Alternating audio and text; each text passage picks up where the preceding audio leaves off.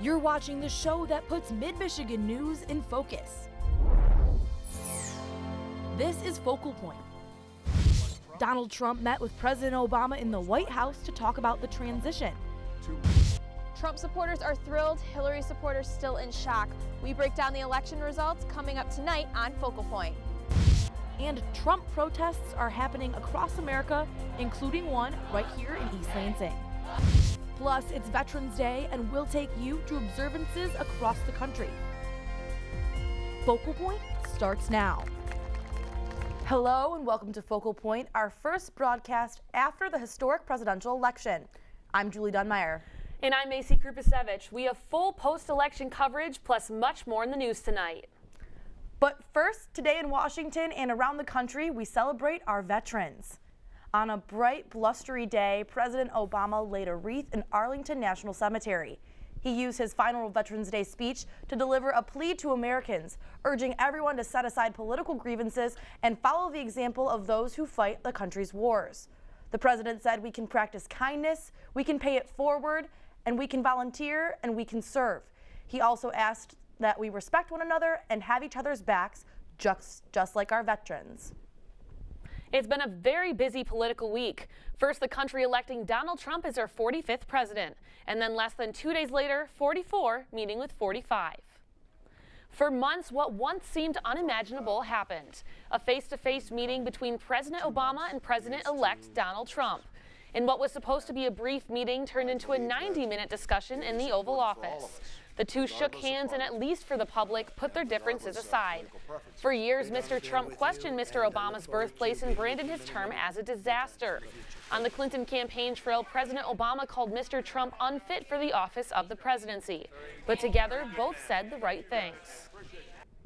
I believe that it is important for all of us, regardless of party and regardless of political preferences, to now come together, work together, to deal with the many challenges that we face. I very much look forward to dealing with the president in the future, including counsel.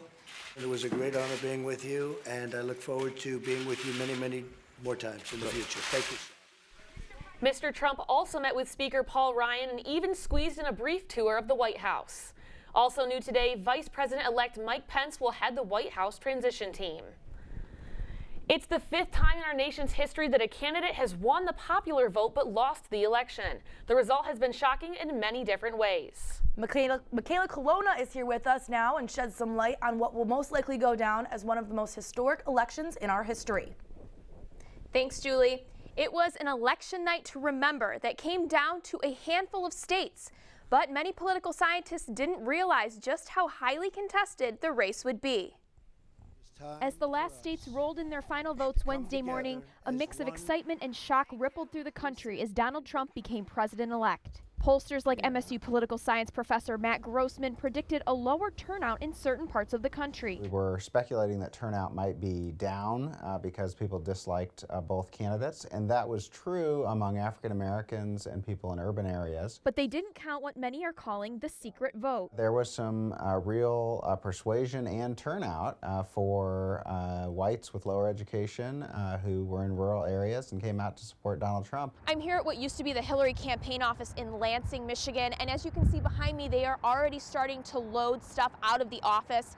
Now, Secretary Clinton only lost by about 100,000 votes between the states of Pennsylvania, Wisconsin, and Michigan, and it just kind of shows the sadness and the shock that a lot of her supporters are still feeling. Hillary supporters felt strongly about their chances of winning the election, but researchers say that many may not have been ready for a Madam President. Women and men have this assumption that more men should be in government than women.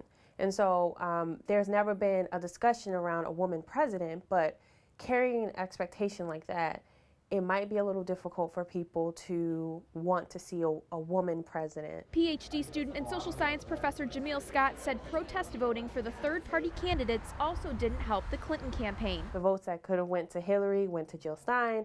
Some of those votes that could have went to Trump probably went to Gary Johnson too. As well as the assumption that minority groups would vote for the Democratic ticket. Latino Americans though they largely vote Democratic, as do Asian Americans, those groups might still be described as in play, because they aren't fully with the Democratic Party. And with the Republicans taking control of both the House and the Senate, Grossman said that it'll be difficult for Democrats to win seats in 2018. Playing field is going to be dramatically tilted toward the Republicans because of where the Democrats have to defend.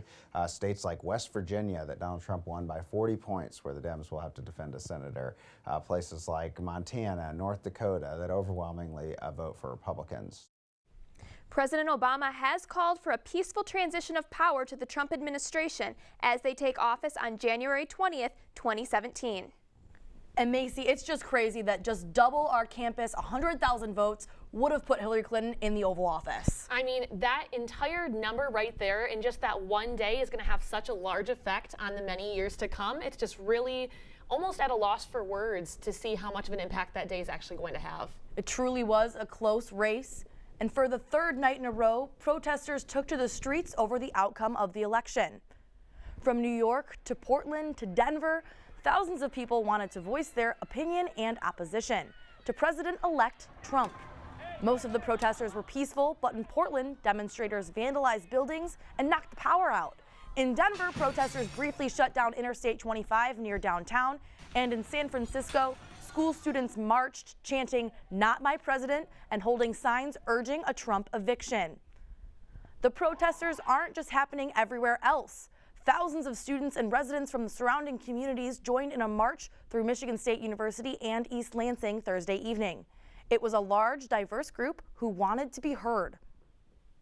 Donald Trump may be the president. Say it with me. We are the future. We are the future. It's a rally thousands of millennial voters wanted all of us to hear. It makes me feel safer, knowing that a lot of people don't stand for what Trump represents. Michigan State Democrats billed it as an anti-hate rally on its campus and had a message some people like Kat traveled miles to hear. I'm from Livonia.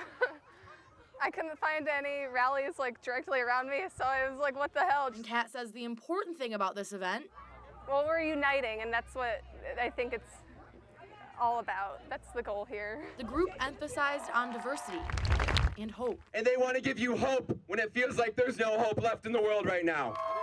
and had a message for allies. We don't need your sympathy. We need your power. But those words quickly turned into a march down Grand River. Streets were shut down, traffic was stopped. The protest started at the MSU Rock, where students then made a protest march onto Grand River, then to the Hannon Administration Center, ending up at the MSU Union, where they occupied the second floor and then were kicked out.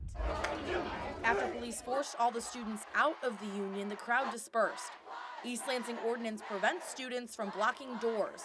But Michael Sandval from the MSU College Democrats says, The union, I don't think they should leave. The administration needs to listen to this. Lansing needs to listen to this. exactly the reason students like Michael marched tonight. In East Lansing, Julie Dunmeyer, Focal Point News. The protest lasted over 4 hours. Some marched clear to the Lansing Capitol building. Ingham County made history on election night. It elected its first female county prosecutor. Democrat Carol Seaman won by a wide margin over Billy Joe O'Barry. Seaman won with 59% of the vote compared to O'Barry's 41%. And the old sheriff is old enough to be the new sheriff's dad. And that's exactly how things turned out in the Ingham County race for sheriff. It was all in the family. Scott Rigglesworth, the son of retiring Sheriff Gene Rigglesworth, won with 58% of the vote. The younger Rigglesworth will take over after his father's 28-year legacy. General Motors' announcement that it plans to invest $900 million in 3 U.S. plants sounded good initially, but there's no good news for Lansing workers. The company plans on laying off 2,000 workers from the Lansing and Lordstown plants. They blame permanent layoffs on slowing car sales. Automakers have been enjoying record sales in crossovers, SUVs, and pickups, but passenger car sales like those being built here have been declining. The company says some of Lansing's 810 workers might have an opportunity to transfer to other plants, but right now it doesn't have a large amount of openings at nearby plants. In a new Hunger on Campus report, 1 in 5 college students qualify as hungry. Lucky for Michigan State students, there's a place to go for help right here on campus, Olin Food Pantry. Because it provides food for all students that live on and off campus. Located in the Olin Health Center, the MSU Food Bank was the first college-based food pantry in the country. A report done by the College and University Food Bank Alliance reports that within the past month, 48% of students qualified as hungry with low food insecurity. That's why it's important to raise awareness that this is an ongoing, increasing issue. A person with low food insecurity has had large decreases in quantity, quality, and variety of their food.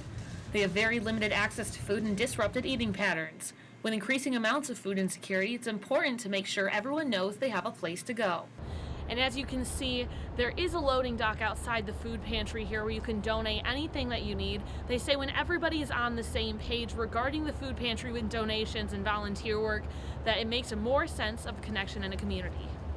The more that we can support our student body and recognize that college is expensive, the better off our student body will be. MSU looks to continue taking steps in the right directions to address food security on campus.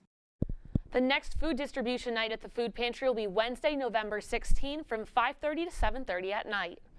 And with the rise in popularity of all-natural foods, big box stores are moving into the area and threatening to put the East Lansing Food Co-op out of business. Focal Point's Blake Froling has the story. We are struggling to stay open. After 40 years in business, the East Lansing Food Co-op is in danger of closing its doors. Each time another big box chain store moves in, we do see a decrease in sales. Natural food stores such as Fresh Thyme and Whole Foods are moving into the area and pushing the co-op out. So one was about a year ago and one was fairly recently and moved in quite close proximity to us. To get an idea of how close Whole Foods is to the food co-op, I'm standing right here in the co-op's parking lot, and you can see just over my shoulder the Whole Foods. Fresh Thyme isn't much further, just over 3 miles away from the co-op. But this isn't the first time ELFCO has struggled. We have had some times that we've struggled. To be honest, I'm not sure if it's been this bad or not.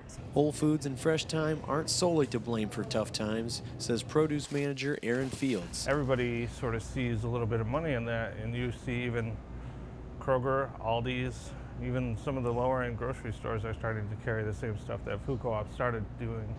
Fields estimates that business is down 20% year over year, but ELFCO isn't throwing in the towel just yet. I think the tide is sort of turning, that people have some more awareness about what they're supporting, and we just hope that it's in time, for us to survive.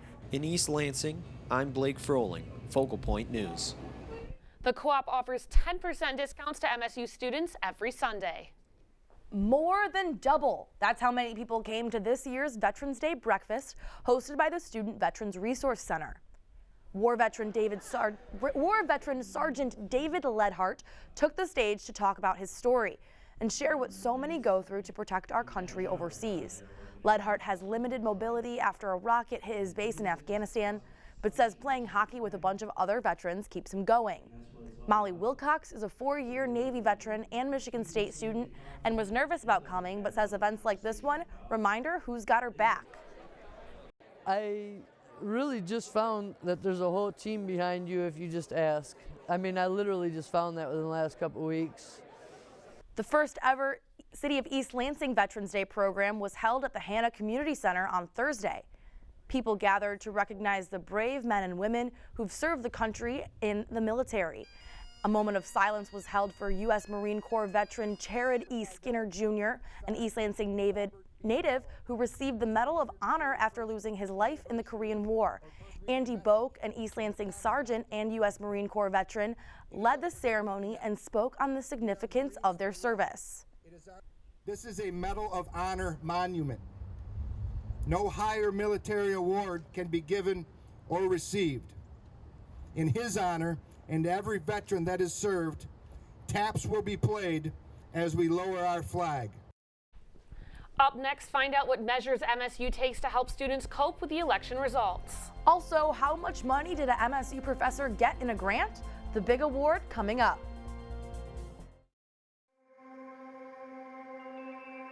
When do we give up? When do we just close our eyes and say, that's it? This water's too polluted. This disease too far along. To a Spartan, the answer is simple. Never.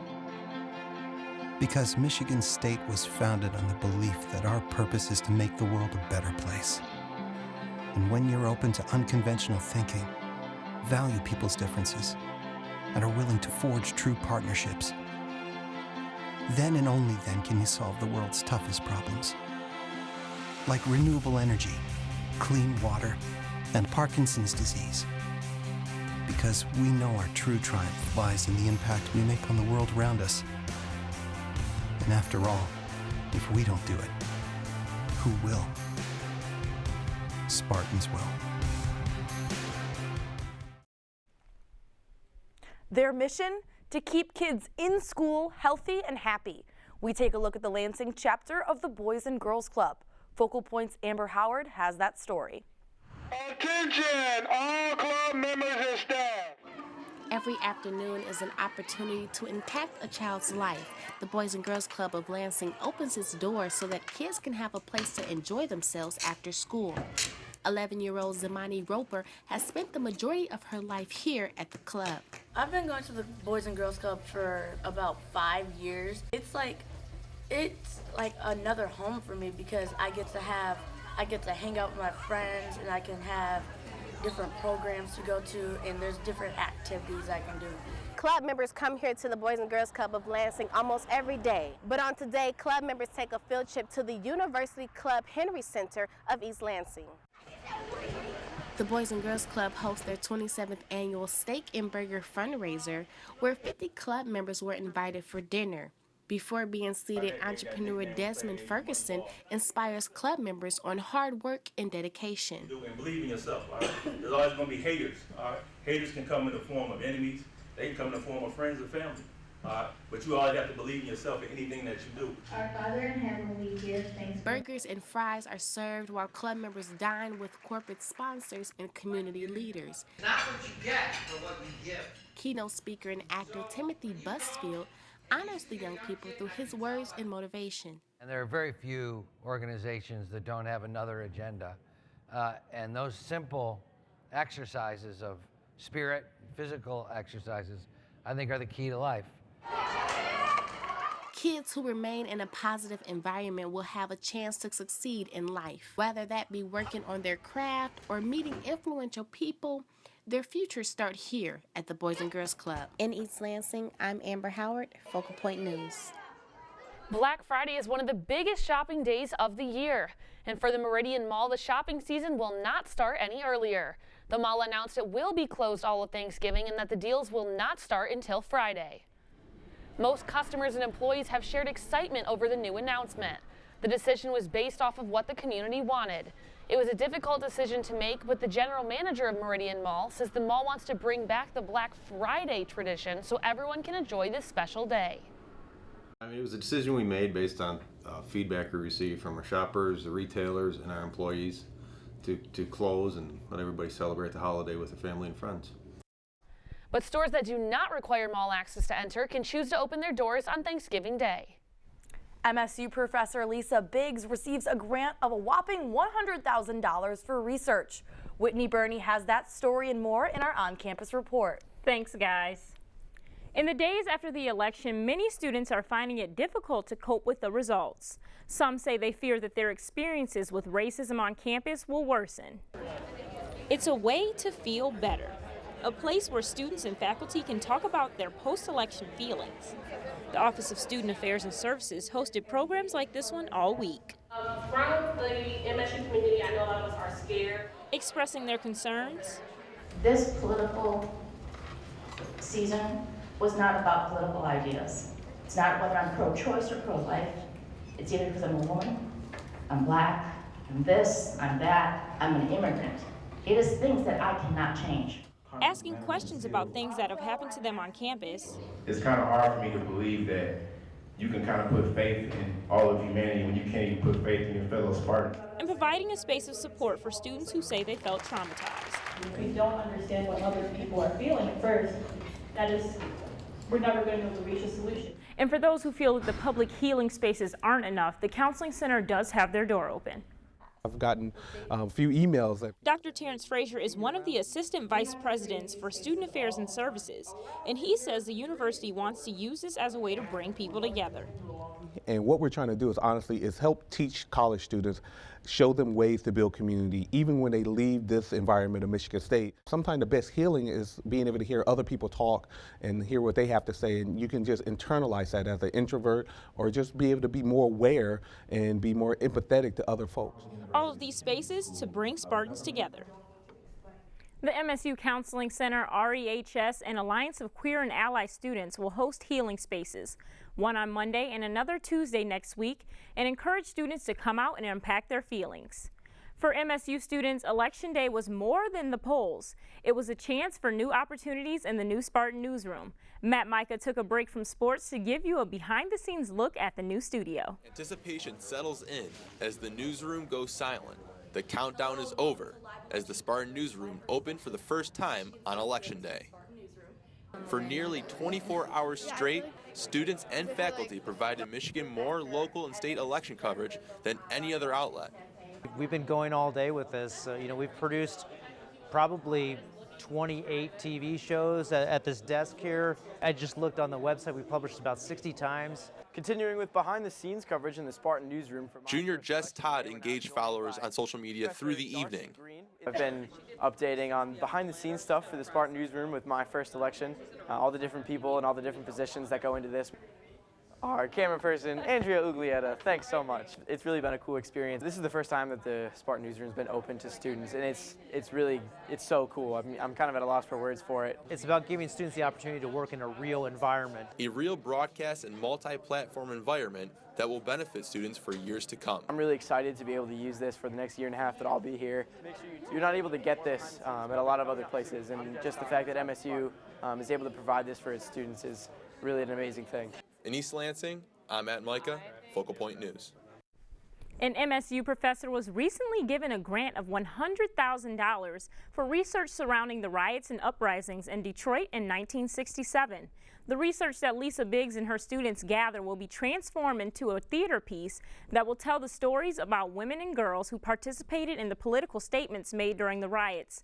Biggs says that she often finds that women of color are washed out of the history books but play an integral role in the movements. The research will be drawn from oral accounts of Detroit residents exploring the causes and undertold stories. The story of Detroit is not unique in the way that corporate and elected officials, as well as your average everyday citizen, conspired in order to create the ghettoization of Detroit and to perpetuate that. MSU Relay for Life kicked off their fundraising events this fall with the Spartans Fighting Cancer 5K Run and Walk. Michigan State students and local Lansing residents tied up their tennis shoes and hit the pavement raising money for cancer research. Participants started at the MSU Auditorium, ran up the Red Cedar Road, and back along the river. They finished next to the rock where the top 3 winners in each age group received a medal. Organizers hope the event will inspire others to join the fight against cancer. We have a number of cancer survivors who are here with us today, and they're evidence that we are making progress, and they also give us hope that we will one day finish the fight. Proceeds benefit the American Cancer Society and the Relay for Life at MSU. In the alley off of Grand River and Bailey Street, you will find the new burger shop known for their unique sliders. The sliders have names like the All-Nighter and the Hangover to bring some fun to the menu. With everything under $10, they hope to appeal to college students and their wallets. Open most nights until 3 a.m., you don't have to worry about getting there too late. Campus Burger is excited to have joined our college town. And you're in luck because as of a week ago, you can get the burgers without leaving your room. They now deliver too. That's what's happening on campus. I'm Whitney Burney. Purdue might be the Boilermakers, but the Spartans are on fire. Up next in sports, Matt Micah shows us highlights from the women's volleyball team. Also, how did the men's soccer team fare against Penn State here in East Lansing? It's all next. Ever wonder where courage comes from? Where one finds the strength to believe in solutions that seem impossible?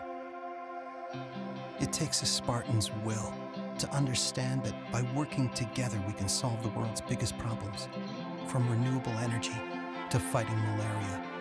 After all, if we don't do it, who will? Spartans will. Welcome back to Focal Point. I'm Matt Micah with sports. Let's start things off with women's volleyball as MSU continues to power through the Big Ten Conference. Michigan State kept their winning streak alive Wednesday night as they swept Purdue in 3 straight sets. The 15th-ranked Spartans now have notched 5 straight victories as Alyssa Garflink recorded 10 blocks and 7 kills. It was really, it was kind of a difficult match for us. I don't think that we were playing on all, on all cylinders. I think that, but we grinded it out and we found ways to produce and to score points, and I thought that was really important for us. Michigan State is now 22-5 overall and 11-4 in Big Ten play, and will go for 6 straight hosting Michigan tomorrow night at 7 o'clock. The 15th-ranked Michigan State men's soccer team knocked out Penn State 2-1 in the quarterfinals of the Big Ten tournament Sunday afternoon at D. Martin Stadium.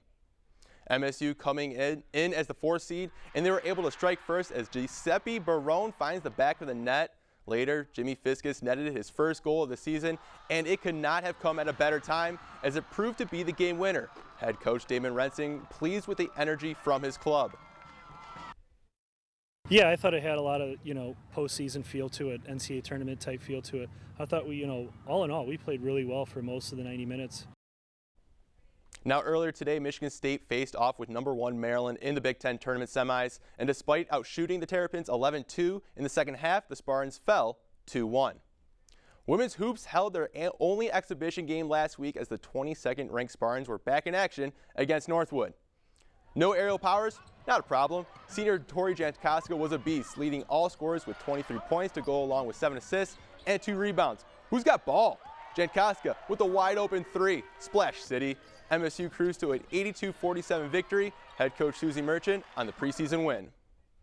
The second half was a lot different mentality than the first. Really the second quarter and the last quarter. The third quarter we kind of were back and forth, but we scored the ball better.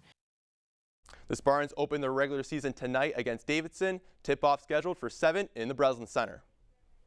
Also, the men's team will begin their journey tonight in Honolulu at the Armed Forces Classic. The 12th-ranked Spartans will take on the 10th-ranked Arizona Wildcats. Junior guard Tum Tum Naren and the rest of the Spartans are eager for the top 15 matchup. I'm excited, man, really excited to just, it's been a long summer, man, just working out every day with my teammates and just staying in the gym, watching a lot of film, and, we're excited to get it all started. And tonight, Michigan State will wear special Nike black camo uniforms in honor of the military. For the Spartans, the trip to Hawaii was more than the game of basketball. Honor, those men, they fight for our country. They go out there and they do all they can. So, all we got to do is play our hardest on the court, and that's our way of, just showing them love, showing them that we support them. Hockey was back on the ice last night hosting Ferris State, and the Spartans struggled to find the back of the net all game long. MSU fell to Ferris State 4-1 at Munn Ice Arena despite the Spartans putting more shots on goal than FSU. Power play goals was the difference as Ferris State took advantage, scoring 3 times on the power play. Head coach Tom Manassas said his team needs to execute better and keep their poise after the game. I thought our guys competed hard. I thought we didn't execute well enough. And I think part of that was because of our frustration level during the course of the game that built up. The Spartans will head to Big Rapids tomorrow night to take on Ferris State again. Puck drop is scheduled for 7 o'clock. Also, MSU football is home tomorrow hosting the Rutgers Scarlet Knights. Kickoff is at noon, and that wraps up another week in sports. Wicked, one of the hottest shows on Broadway, opened at the Wharton Center this week. Focal Point's Michaela Colonna caught up with the cast. So far on the tour, how has the fan base reacted? You go out to the stage door, what is their reaction and how have they perceived the show so far? Oh, they're amazing. Most people that I meet at the stage door, they've seen the show 9+ times. It's a rarity that you meet somebody that's seeing it for the first time, but when you do, it's kind of the most exciting because anyone's first time seeing this, it's such a special experience for them, and I love talking to them afterwards because I get it. I'm like, I know, it's good. Right. Yeah. How do you think this role differs from any of the other roles you've played in A Chorus Line or Cats or anything like that? How is this different? Well, yeah, I am a dancer, and now I'm in a wheelchair. So that is probably the main difference. But I have been loving and embracing this challenge. I love the role. She's like near and dear to my heart. She has an incredible arc and journey throughout the show. I get to play a lot of different emotions. I can't give away too much. But yeah, I feel very lucky to be a part of this incredible production. I mean, it's wicked. Of course. And you can catch Wicked at the Wharton Center until Sunday, November 27th. Seats are available starting at $45. There's also a lottery system for tickets costing $25. Those interested can come 2.5 hours prior to the show to submit your name on lottery tickets. You must be present to win, and the offer is limited to 2 tickets per person. Well, that's our show for tonight. We now leave you with the sounds of Wicked on Broadway. Good night, everyone. Like a seed dropped by a skybird in a distant wood. Who can say if I've been changed for the better? But because I knew you, I have been changed for good. And just to clear the air, I